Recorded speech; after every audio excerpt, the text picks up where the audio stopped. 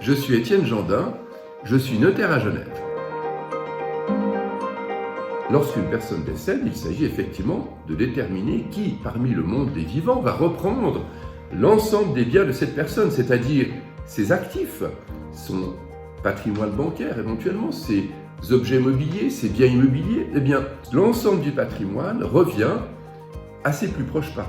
Si, bien sûr, il n'y a aucun proche parent, il n'y a pas non plus de grands-parents, pas de cousins du tout, eh bien à ce moment-là, c'est l'État qui est désigné par la loi comme héritier.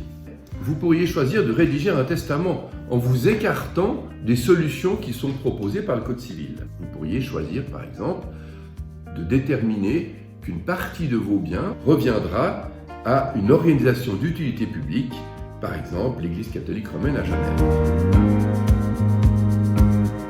Vous devez tenir compte des héritiers réservataires. De quoi s'agit-il? La loi, on l'a vu, permet effectivement à chacun de faire un testament, de décider de la répartition de ses biens.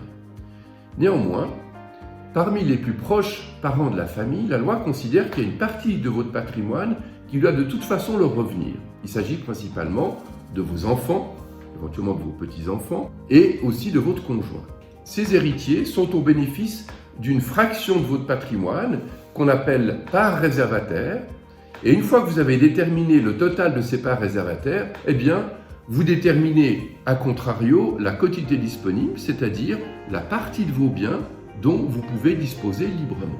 Vous disposez sur le site de l'Église catholique romaine d'un calculateur gratuit qui vous permettra d'estimer quelle est justement pour vous la quotité disponible dont vous bénéficiez, de façon à rédiger un testament qui soit bien sûr inattaquable.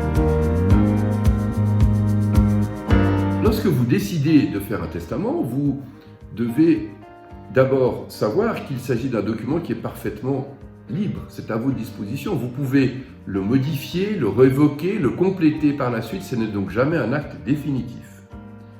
Vous devez ensuite décider de quelle façon vous allez distribuer vos biens. De toute façon, en tout cas, vous devez désigner des héritiers, c'est-à-dire une ou plusieurs personnes qui vont recevoir l'ensemble de vos biens. Ça peut être des personnes physiques, ou bien ça peut être, si vous n'avez pas d'héritier réservataire, ça peut être une personne morale, une personne d'utilité publique. Et puis, vous pouvez compléter cette désignation d'héritier par la détermination de légataires, c'est-à-dire c'est des personnes qui vont recevoir, par exemple, une somme d'argent ou un objet mobilier. C'est donc la rédaction d'un testament qui vous permettra de gratifier des personnes ou des organisations d'utilité publique d'une partie ou de l'ensemble de vos biens.